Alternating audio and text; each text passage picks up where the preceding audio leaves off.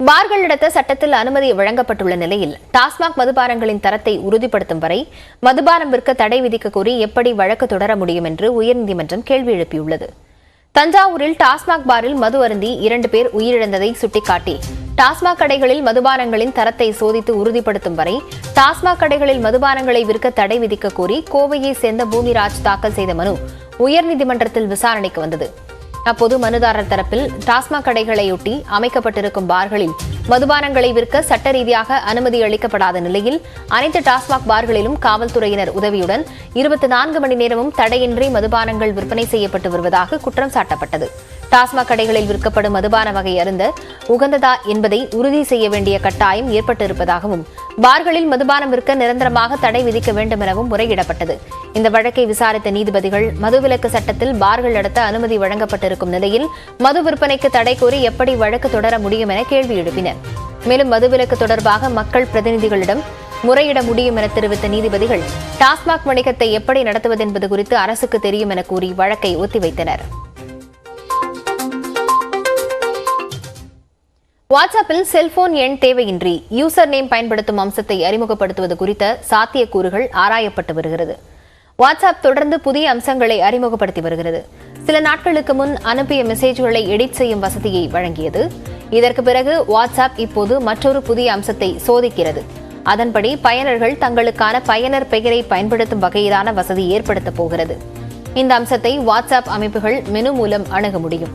சுய விவரப் பிரிவில் பயனர் பெயரை தேர்ந்தெடுப்பதன் மூலம் தொடர்பு அடையாளத்திற்காக தொலைபேசி எண்களை மட்டுமே நம்பியிருக்க வேண்டியதில்லை. அதற்கு பதிலாக அவர்கள் ஒரு தனித்துவமான மற்றும் எளிதில் நினைவில் கொள்ளக்கூடிய பயனர் பெயரை உருவாக்குவதற்கான விருப்பத்தை பெறுவார்கள். பயனர்கள் தொலைபேசி எண்களை அறியாமல் அவர்கள் தேர்ந்தெடுத்த பயனர் பெயரை உள்ளிடுவதன் மூலம் மற்றவர்களுடன் உரையாடலை தொடங்கலாம். வாட்ஸ்அப்பில் பயனர் பெயர்கள் எவ்வாறு செயல்படும் என்பது குறித்த விவரங்கள் இன்னும் தெளிவாக தெரியவில்லை என்றாலும் பயனர் பெயர்கள் மூலம் தொடங்கப்படும் உரையாடல்கள் பயன்பாட்டின் வலுவான எண்ட் டு எண்ட் என்கிரிப்ஷன் மூலம் பாதுகாக்கப்படும் என்று எதிர்பார்க்கப்படுகிறது. இந்த அம்சம் தற்போது உருவாக்கத்தில் உள்ளது என்றாலும் பீட்டா சோதனையாளர்கள் விரைவில் இதை முயற்சிக்க வாய்ப்பு கிடைக்கும் என்று தெரிய வருகிறது.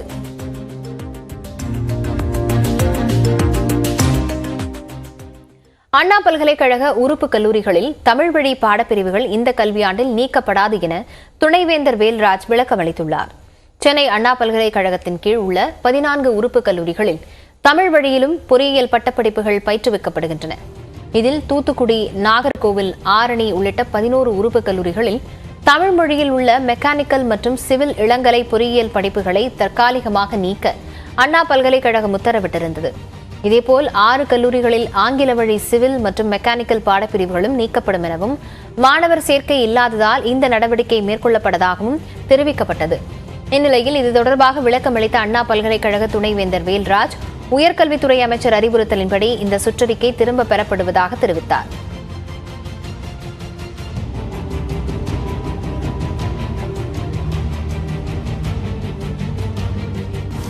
அது தமிழ் வழி கல்லூரியில் உள்ள பாடத்திட்டங்கள் மூடப்பட்டுள்ளது என்பது சர்ச்சைக்குரியதனால் நமது மாண்புமிகு உயர்கல்வித்துறை அமைச்சர் இந்த வருடம் அந்த பாடத்திட்டங்கள் நடத்த வேண்டும் என்று சொன்னதின் பேரில் நாங்கள் கொடுத்த இது ஆட்சிக்குழு அண்ணா பல்கலைக்கழக ஆட்சிக்குழு ஒப்புதலின் பேரில் தான் தற்காலிகமாக இது நிறுத்தப்பட்டது. ஆனால் இப்பொழுது பொதுமக்களின் வேண்டுகோளின்படி உயர்கல்வித்துறை அமைச்சர் அவர்கள் இதை இந்த வருடம் நடத்தட்டும், அடுத்த வருடம் இதை ஒரு ஆய்வு செய்து முடிவெடுக்கலாம் என்று சொன்னதன் பேரில் நாங்கள் கொடுத்த சர்க்குலரை இன்று வாபஸ் செய்து கொள்கிறோம். பொதுத் தேர்வுகளில் சிறப்பிடம் பெற்ற 1500 மாணவர்களை நடிகர் விஜய் நேரில் சந்தித்து கௌரவிக்கவிருப்பதாக தகவல் வெளியாகியுள்ளது. 12 மற்றும் 10ஆம் வகுப்பு பொதுத் தேர்வுகளில் அதிக மதிப்பெண் பெற்ற மாணவர்களை நடிகர் விஜய் நேரில் சந்திக்க முடிவு செய்திருப்பதாக தகவல் வெளியாகியுள்ளது. தமிழ்நாட்டில் உள்ள 234 தொகுதிகளில் இருந்தும் 12ஆம் வகுப்பு தேர்வில் அதிக மதிப்பெண் பெற்ற 3 மாணவர்கள், 10ஆம் வகுப்பு பொதுத் தேர்வில் அதிக மதிப்பெண் பெற்ற 3 மாணவர்கள் மற்றும் அதிக மதிப்பெண் பெற்ற தாய் தந்தையை இழந்த குழந்தைகள் என 1500 மாணவர்களை நடிகர் விஜய் நேரில் சந்தித்து கௌரவிக்கவிருப்பதாக கூறப்படுகிறது. இதற்கான பட்டியல் விஜய் மக்கள் இயக்கத்தின் தலைமை கழகத்திற்கு அனுப்பப்பட்டிருப்பதாகவும் இந்த சந்திப்பு ஜூன் மாதம் 2ஆம் வாரம் நடைபெறக்கூடும் எனவும் தெரிவிக்கப்பட்டுள்ளது. மேலும் மாணவர்களை ஊக்குவிக்கும் விதமாக ஒவ்வொருவருக்கும் தலா 10,000 ரூபாய் வீதம் சுமார் 2 கோடி ரூபாய் நிதி உதவி வழங்க முடிவு செய்யப்பட்டிருப்பதாகவும் தகவல் வெளியாகியுள்ளது.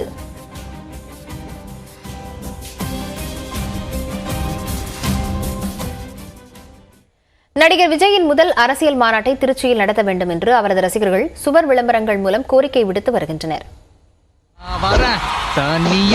எங்கேயும் இந்த மாதிரி ஒரு கூட்டத்தை பார்த்தது கோடி பேர் காட்ட வெளியில.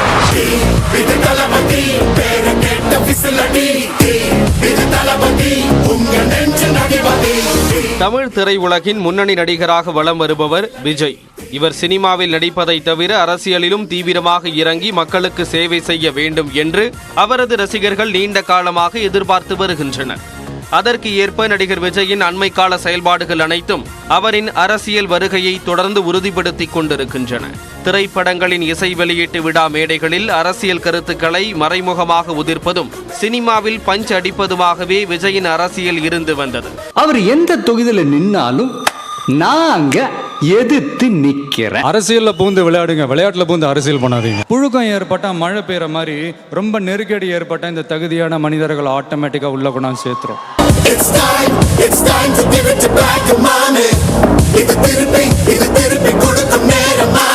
தற்போது அம்பேத்கர் உள்ளிட்ட அரசியல் தலைவர்களின் சிலைக்கு மாலை அணிவித்து மரியாதை செலுத்த வேண்டும் என அனைத்து மாவட்ட நிர்வாகிகளுக்கும் விஜய் உத்தரவிட்டிருந்தார்.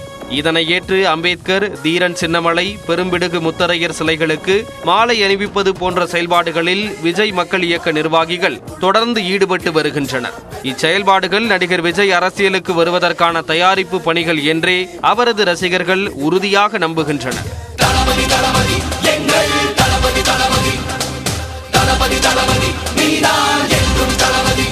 நடிகர் விஜயின் பிறந்த நாளான ஜூன் 22ஆம் தேதி மதுரை அல்லது கோவையில் விஜய் மக்கள் இயக்கத்தின் சார்பில் மாநாடு ஒன்றை நடத்த திட்டமிட்டுள்ளதாக தெரிகிறது. இந்த மாநாட்டை விஜய் மக்கள் இயக்கத்தின் முதல் அரசியல் மாநாடாக நடத்த விஜய் மக்கள் இயக்க தலைவர் புசி ஆனந்த் திட்டமிட்டு இருப்பதாக தெரிகிறது. இந்நிலையில் அரசியலில் திருப்பு முனைகளுக்கு பெயர் பெற்ற திருச்சியில் விஜயின் அரசியல் பிரவேச மாநாட்டை நடத்த வேண்டும் என்று அவரது ரசிகர்கள் விருப்பம் தெரிவித்துள்ளனர். திருச்சியைச் சேர்ந்த விஜய் மக்கள் இயக்க நிர்வாகிகள் திருச்சி மாநகரத்தின் பல்வேறு பகுதிகள் மற்றும் மண்ணச்சநல்லூர், தொட்டியம் ஆகிய பகுதிகளில் பிரம்மாண்ட சுவர் விளம்பரங்களை வரைந்துள்ளனர். அதில் ஜூன் 22ஆம் தேதி பிறந்தநாள் காணும் தளபதி யாரே, நாளைய முதல்வரே, திருச்சி என்றாலே திருப்பம்தான், விரைவில் மாநாடு, காத்திருக்குது தமிழ்நாடு என விஜய் ரசிகர்கள் அழைப்பு விடுக்கும் விதமாக சுவர் விளம்பரங்கள் இடம்பெற்றுள்ளன. ஆண்ட கட்சியும் ஆண்டுகிற கட்சியும் மிகப்பெரிய சரித்திர இடத்தை பிடிச்சாங்கன்னா அதுக்கு சென்டிமெண்டா திருச்சி. அதனால திருச்சியில மாநாடு நடத்தலாம். நாங்கள் தளபதிக்காண்டி இன்னும் மும்முரமா செயல்படுவோம். அவர் அரசியலுக்கு வந்தாருன்னா இன்னும் மக்களுக்கு நல்ல நிறைய செய்யலாம் நம்பிக்கையில தளபதி அரசியலுக்கு வந்தால் அவரை நாங்கள் வரவேற்கிறோம். அவருக்காக நாங்கள் காத்து கொண்டிருக்கிறோம். எதிர்வரும் 2024 மக்களவை மற்றும் 2026 சட்டப்பேரவை தேர்தல்களில் விஜயின் அரசியல் நிலைப்பாடு என்னவாக இருக்கும் என்பதே அவரது ரசிகர்களின் எதிர்பார்ப்பாக உள்ளது. உத்தராகண்ட் மாநிலத்தின் முதல் வந்தே பாரத் ரயில் சேவையை பிரதமர் நரேந்திர மோடி காணொலி காட்சி மூலம் தொடங்கி வைத்தார். நாட்டின் முக்கிய நகரங்களை இணைக்கும் வகையில் பல்வேறு வழித்தடங்களில் வந்தே பாரத் ரயில் இயக்கப்பட்டு வருகிறது. இதன் ஒரு பகுதியாக உத்தராகண்ட் மாநிலம் டேராடூன், டெல்லி இடையேயான வந்தே பாரத் ரயில் சேவையை பிரதமர் மோடி காணொலி காட்சி வாயிலாக கொடியசைத்து தொடங்கி வைத்தார்.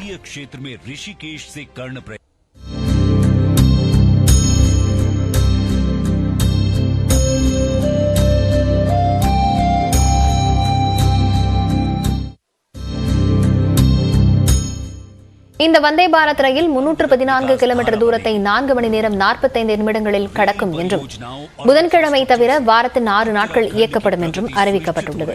டேராடூன் மற்றும் டெல்லி இடையே ஹரித்வார், ரூர்கி, சஹாரன்பூர், முசாஃபர் நகர் மற்றும் மீரட் ஆகிய 5 ரயில் நிலையங்களில் வந்தே பாரத் ரயில் நின்று செல்லும் என்று தெரிவிக்கப்பட்டுள்ளது.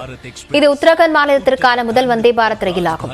இந்நிகழ்ச்சியில் பேசிய பிரதமர் நரேந்திர மோடி உலக நாடுகள் இந்தியாவை மிகுந்த நம்பிக்கையுடன் பார்த்துக் கொண்டிருப்பதாக தெரிவித்தார். இந்தியாவை புரிந்து கொள்ள உலக நாடுகள் இந்தியா வர விரும்புவதாகவும் இதனால் உத்தரகாண்ட் போன்ற மாநிலங்களுக்கு சிறந்த வாய்ப்புகள் இருப்பதாகவும் தெரிவித்தார்.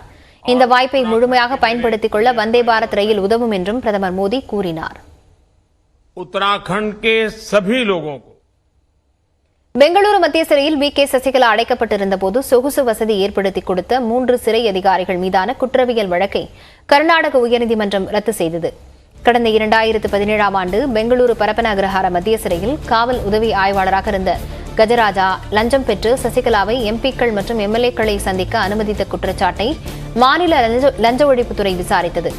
தொடர்ந்து கஜராஜா, அப்போதைய தலைமை சிறை கண்காணிப்பாளர் கிருஷ்ணகுமார் மற்றும் பெங்களூரு மத்திய சிறையின் துணை கண்காணிப்பாளர் அனிதா ஆகியோர் மீது வழக்கு தொடர மாநில அரசு அனுமதி வழங்கியது. இந்த அனுமதியை எதிர்த்து குற்றம் சாட்டப்பட்டவர்கள் உயர்நீதிமன்றத்தில் மனு தாக்கல் செய்தனர். குற்றப்பத்திரிகையிலிருந்து சிறைத்துறை முன்னாள் டிஜிபி சத்யநாராயண ராவ் நீக்கப்பட்டதை அவர்கள் சுட்டிக்காட்டினர். மேலும் ஊழல் தடுப்பு சட்டத்தின் கீழ் எந்தவொரு அனுமதியையும் பெறுவதற்கு அவர்கள் மீது குறிப்பிட்ட குற்றச்சாட்டுகள் எதுவும் முன்வைக்கப்படவில்லை என்று தெரிவிக்கப்பட்டது. வாதங்களை கேட்டறிந்த பின் கிருஷ்ணகுமார் மீதும் கஜராஜா மீதும் குறிப்பிட்ட ஊழல் குற்றச்சாட்டுகள் எதுவும் இல்லை என நீதிமன்றம் கருத்து தெரிவித்தது. அனிதாவிற்கு எதிரான துறை ரீதியான விசாரணை கைவிடப்பட்டு பின்னர் அனுமதி வழங்கப்பட்டதையும் கருத்தில் கொள்ளப்பட்டது. இதையடுத்து இந்த வழக்கில் ஊழல் தடுப்பு சட்டத்தின் கீழ் நடவடிக்கை எடுக்க மாநில அரசு வழங்கிய அனுமதியை நீதிமன்றம் ரத்து செய்தது. சிவகங்கை மாவட்டம் இளையான்குடி அருகே தற்கொலைக்கு முயன்ற காவல் உதவி ஆய்வாளர் மருத்துவமனையில் அனுமதிக்கப்பட்டுள்ளார். சிவகங்கை மாவட்டம் சாலை கிராமம் பகுதியில் காவல்துறையினருக்கு பணம் கொடுத்துவிட்டு சட்டவிரோதமாக மது விற்பனை நடப்பதாக புகார் எழுந்தது. இது தொடர்பாக மது விற்பனையாளர் பேசிய வீடியோ ஒன்றும் வெளியானது. சாலை கிராமம் காவல் நிலையத்தில் உதவி ஆய்வாளராக இருந்த பிரிட்டோவை ஆயுதப்படைக்கு மாற்றி மாவட்ட எஸ்பி செல்வராஜ் உத்தரவிட்டார். இந்நிலையில் இன்று காலை காவல் நிலைய ஓய்வறையில் உள்ள மின் விசிறியில் பிரிட்டோ தூக்கிட்டு தற்கொலைக்கு முயன்றுள்ளார். அவரை காப்பாற்றிய சக காவலர்கள் தனியார் மருத்துவமனையில் அனுமதித்துள்ளனர். தாமிரபரணி ஆற்றில் கழிவுநீர் கலப்பதை தடுக்க அரசு நடவடிக்கை எடுக்க வேண்டும் என பொதுமக்கள் கோரிக்கை விடுத்துள்ளனர். மேற்கு தொடர்ச்சி மலைப்பகுதியின் பூங்குளத்தில் உற்பத்தியாகும் தாமிரபரணி ஆறு திருநெல்வேலி, தூத்துக்குடி மாவட்டங்களை வளப்படுத்தி புன்னக்காயலில் கடலில் கலக்கிறது. இந்நிலையில் தாமிரபரணியில் கழிவுநீர் கலக்கப்படுவதால் ஆறு மாசடைந்து வருகிறது. பாபநாசம் பகுதியில் மட்டுமே தாமிரபரணி ஆறு குளிக்கவும் குடிக்கவும் பயன்படுத்தும் வகையில் உள்ளது. அதை கடந்து அம்பாசமுத்திரம், திருநெல்வேலியில் ஆற்று நீரை பயன்படுத்த முடியாத நிலை நீடித்து வருகிறது. அது மட்டுமின்றி முன்பெல்லாம் குறுகுத்துறை பகுதியில் இரு கரைகளை தொட்டபடி ஓடும் ஆறு தற்போது கால்வாய் போல் சுருங்கியுள்ளதாக அப்பகுதி மக்கள் வேதனை தெரிவிக்கின்றனர். ஆற்றில் குளித்தால் சரும நோய் ஏற்படுமோ என்ற அச்சத்தில் மக்கள் தாமிரபரணி ஆற்று நீரை பயன்படுத்துவதை குறைத்து வருகின்றனர். இதையடுத்து தாமிரபரணி ஆற்றில் கழிவுநீர் கலப்பதை முழுமையாக தடுத்து நிறுத்தி ஆற்றை மீட்க வேண்டும் என்று நெல்லை மக்கள் கோரிக்கை விடுத்துள்ளனர்.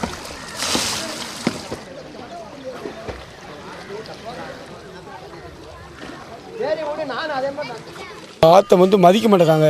எல்லாரும் செருப்பை கழுவவும், பல்லு தேய்ச்சி உள்ளே கொப்பளிக்கவும், கண்ட குப்பைகளை போடவும், துணிமணியை போடவும் பாபநாசத்துலேருந்து திருத்தூரி தான் நடந்துட்டு இருக்கு. ரெண்டாவது பார்த்தா நதிக்கல்ல போகிற ஒரே குப்பை, உலகத்தில் உள்ள சாக்கடை போகிற நீர், சாக்கடை நீர், கழிவு நீர் எல்லாம் தாமரை நதியில் தான் கலந்து ஓடுது. அதை அரசாங்கம் அந்த கழிவு நீரை நதியில் தொடர்பு இல்லாத அளவுக்கு அதை வழியை மாற்றி விடணும். தாமிரபரணி ஆற்றில் கழிவுநீர் கலப்பதை தடுப்பதற்கு அரசு மற்றும் பொதுமக்கள் இணைந்து செயல்பட வேண்டும் என்று பூவுலக நண்பர்கள் அமைப்பைச் சேர்ந்த சுந்தரராஜன் தெரிவித்துள்ளார். நியூஸ் 18 தமிழ்நாட்டிற்கு அவர் அளித்த பிரத்யேக பேட்டியை பார்க்கலாம். தாமிரபரணி கழிவுகள் கலக்கிறது தடுத்து நிறுத்துவதற்கு என்ன செய்யணும்னு நீங்க நினைக்கிறீங்க? திருநெல்வேலி நாகர்குள்ள வரும்போது அங்கே நாங்கள் எஸ்டிபி போடுறோம், அதாவது சுத்திகரிப்பாளர் போடுறோம், அல்லது தடுத்துருவோம் அப்படின்னு சொன்னால் கூட, ஆனால் இன்னும் ஊராட்சி பகுதிகள் இருக்குது, இன்னும் கிராமப்புற பகுதிகள் இருக்குது, இன்னும் பல பகுதிகளில் கழிவுநீர் சேர்வதற்கான வாய்ப்புகளும் கலந்து தான் இருக்குது. அப்போ ஒரு பகுதியில் மட்டும் நாம் இதை நிறுத்துவதற்கு முயற்சி செய்வதோ போதுமானதாக நிச்சயமாக முடியாது. அப்போ ஒட்டுமொத்த தாமிரபரணி ஆற்றுக்குள்ளும் எங்கேயும் எந்த இடத்திலும் கழிவுநீர் கலக்காமல், அது முனிசிபல் வேஸ்டாக இருக்கலாம் அல்லது தொழிற்சாலை கழிவாக இருக்கலாம், எந்த கழிவும் தாமிரபரணி ஆற்றில் சேராமல் இருப்பதற்கான நடவடிக்கை அரசு மேற்கொண்டால் தான் தாமிரபரணியை நம்ம காப்பாற்ற முடியும். இல்லைன்னா சென்னையில் கூவமானது போல், சென்னையில் அடையாறானது போல் அது வெறும் கழிவுநீரை தாங்கி செல்லக்கூடிய ஒரு நதியாக இன்னும் சில ஆண்டுகளில் நிச்சயமாக தாமிரபரணி மாறிடும். அதுவும் தண்ணீராத காலகட்டத்தில் பார்த்தோம்னா இன்னும் ஒரு மோசமான இருந்தாங்க, வெறும் சாக்கடை மட்டும் தான் அங்கே போகிறது நம்ம பார்க்க முடியும். பொதுமக்கள் அதற்கு எவ்வாறு ஒத்துழைக்கணும்? பொதுமக்களுடைய ஒத்துழைப்பு, அவர்களுடைய விழிப்புணர்வு அப்படிங்கிறது எந்த அளவுக்கு தேவைப்படும்? அரசும் செய்யணும், பொதுமக்களும் செய்யணும். அப்படிதான் சொல்லுவாங்க. நிறைய அரசு செய்யணும், பொதுமக்களும் நிச்சயமாக அவருடைய பங்களிப்பு செய்யணும். நாம எங்கே தண்ணியை விடுறோம், அந்த தண்ணி எங்கே போய் சேருது, அது கூலாக சொல்லுவாங்க, நீங்கள் போய் அது பிடபிள்யூடி கேனலில் போய் கலக்குதுமாங்க. அது பிடபிள்யூடி கேனால் தான் தாமிரபரணி ஆற்றுல போய் முடியும். அது நமக்கு அந்த உணர்வு வேணும். அப்போ நம்ம ரொம்ப ஜாக்கிரதையாக நம்முடைய கழிவுகள்லாம் அடைப்பட்டு போகாமல் இருக்க, அதை நம்ம எவ்வளவு சுத்தப்படுத்தி நம்ம அனுப்புகிறோம், அல்லது என்னென்ன விஷயங்கள்லாம் மக்கள் செய்யணுமோ அதை நிச்சயமாக மக்கள் செஞ்சு தாமிரபரணி கழிவுகள் ஓடக்கூடிய ஒரு சாக்கடையாக மாற்றாமல் ஒரு நதியாக உயிர்ப்புடன் வைப்பதற்கு அரசும் சரி பொதுமக்களும் நிச்சயமாக சேர்ந்தா வேலை செய்யணும். மதிமுகவின் முதன்மை செயலாளராக துரை வைகோ தேர்வு செய்யப்பட உள்ளதாக தகவல் வெளியாகியுள்ளது. ஜூன் 14ஆம் தேதி நடைபெறும் மதிமுக பொதுக்குழு கூட்டத்தில் தலைமை கழக நிர்வாகிகள் பதவிகளுக்கான தேர்தல் நடைபெறும் என்று அறிவிக்கப்பட்டுள்ளது. இதை முன்னிட்டு ஜூன் 1ஆம் தேதி வேட்புமனு தாக்கல் நடைபெற உள்ளது. இந்நிலையில் மதிமுகவின் பொதுச் செயலாளராக வைகோ மீண்டும் தேர்வு செய்யப்பட உள்ளதாக தகவல் வெளியாகியுள்ளது. வைகோவுக்கு எதிராக தொடர்ந்து கருத்துக்களை தெரிவித்து வரும் மதிமுக அவைத் தலைவர் திருப்பூர் துரைசாமிக்கு பதில் புதிய அவைத் தலைவராக கோவையைச் சேர்ந்த ஆடிட்டர் அர்ஜுன் ராஜ் தேர்வு செய்யப்பட உள்ளதாக கூறப்படுகிறது. மதிமுகவின் தலைமை நிலைய செயலாளராக இருக்கக்கூடிய துரை வைகோ மதிமுகவில் முதன்மை செயலாளர் என்ற புதிய பதவி உருவாக்கப்பட்டு அதற்கு தேர்வு செய்யப்பட உள்ளார். மதிமுகவின் பொருளாளராக இருக்கக்கூடிய கணேசமூர்த்தி அப்பதவியிலிருந்து விடுவிக்கப்பட்டு அவருக்கு பதிலாக புதிய பொருளாளர் தேர்வு செய்யப்பட வாய்ப்பிருப்பதாகவும் தகவல்கள் வெளியாகியுள்ளன.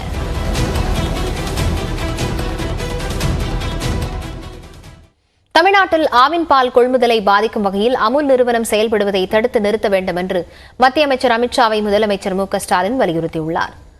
குஜராத்தை சேர்ந்த அமுல் நிறுவனம் இதுநாள் வரை தங்களது தயாரிப்புகளை தமிழ்நாட்டில் விற்பனை செய்து வந்த நிலையில் தற்போது தமிழ்நாட்டில் பால் உற்பத்தி செய்யப்படும் பகுதிகளில் அந்நிறுவனம் பால் கொள்முதல் செய்வதால் எழும் பிரச்சினைகளை சுட்டிக்காட்டி மத்திய உள்துறை அமைச்சர் அமித்ஷாவிற்கு முதலமைச்சர் கடிதம் எழுதியுள்ளார். அதில் தமிழ்நாட்டில் ஆவின் நிறுவனம் மூலம் தரமான பால் மற்றும் பால் பொருட்கள் நுகர்வோருக்கு மிக குறைந்த விலையில் வழங்குவது உறுதி செய்யப்படுவதாக முதல்வர் குறிப்பிட்டுள்ளார். கிராமப்புற பால் உற்பத்தியாளர்களின் வாழ்வாதாரத்தை மேம்படுத்துவதிலும் நுகர்வோரின் ஊட்டச்சத்தை பூர்த்தி செய்வதிலும் ஆவின் நிறுவனம் முக்கிய பங்காற்றுவதாக சுட்டிக்காட்டியுள்ளார். இந்நிலையில் அமுல் நிறுவனம் தமிழ்நாட்டின் கிருஷ்ணகிரி மாவட்டத்தில் குளிரூட்டும் மையங்கள் மற்றும் பதப்படுத்தும் நிலையத்தை நிறுவியுள்ளது குறித்தும் கிருஷ்ணகிரி, தருமபுரி, வேலூர், ராணிப்பேட்டை, திருப்பத்தூர், காஞ்சிபுரம், திருவள்ளூர் மாவட்டங்களை சுற்றியுள்ள பகுதிகளில் பால் உற்பத்தியாளர்கள் மற்றும் சுய உதவிக் குழுக்கள் மூலம் பால் கொள்முதல் செய்ய திட்டமிட்டுள்ளது குறித்தும் அரசின் கவனத்திற்கு வந்திருப்பதாக முதலமைச்சர் தெரிவித்துள்ளார். அமுல் நிறுவனம் மேற்கொள்ளும் இத்தகைய எல்லை தாண்டிய கொள்முதல் வெண்மை புரட்சி என்ற கொள்கைக்கு எதிராக அமைவதுடன் நாட்டில் பால் பற்றாக்குறை உள்ள சூழ்நிலையில் நுகர்வோருக்கு மேலும் சிக்கலை ஏற்படுத்தும் என்று எச்சரித்துள்ளார். மேலும் பல ஆண்டுகளாக கூட்டுறவு மனப்பான்மையுடன் செயல்பட்டு வரும் ஆவின் நிறுவனத்தின் பால் உற்பத்தி பகுதியில் பாதிப்பை ஏற்படுத்தும் என்றும் பால் மற்றும் பால் பொருட்களை கொள்முதல் செய்து விற்பனை செய்யும் கூட்டுறவு சங்கங்களிடையே ஆரோக்கியமற்ற போட்டியை உருவாக்கிவிடும் என்றும் கவலை தெரிவித்துள்ளார். எனவே இந்த விவகாரத்தில் மத்திய உள்துறை அமைச்சர் அமித்ஷா உடனடியாக தலையிட்டு ஆவின் நிறுவனத்தின் பால் உற்பத்தி பகுதிகளில் அமுல் நிறுவனம் பால் கொள்முதல் செய்வதை தடுத்து நிறுத்த வேண்டும் என்று முதலமைச்சர் ஸ்டாலின் வலியுறுத்தியுள்ளார்.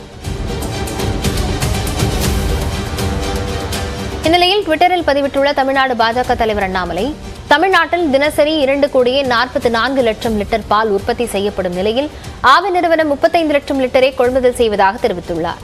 மேலும் பாலூட்டும் தாய்மார்களுக்கான ஊட்டச்சத்து பெட்டகத்தில் ஆவின் பால் பவுடரை சேர்க்க அரசு பரிசீலிக்கவில்லை என்றும் அவர் குற்றம் சாட்டியுள்ளார். ஆனால் இந்த விவகாரங்களிலிருந்து மக்களை திசை திருப்பும் வகையிலேயே மத்திய அமைச்சர் அமித்ஷாவுக்கு முதலமைச்சர் கடிதம் எழுதியிருப்பதாக அண்ணாமலை விமர்சித்துள்ளார்.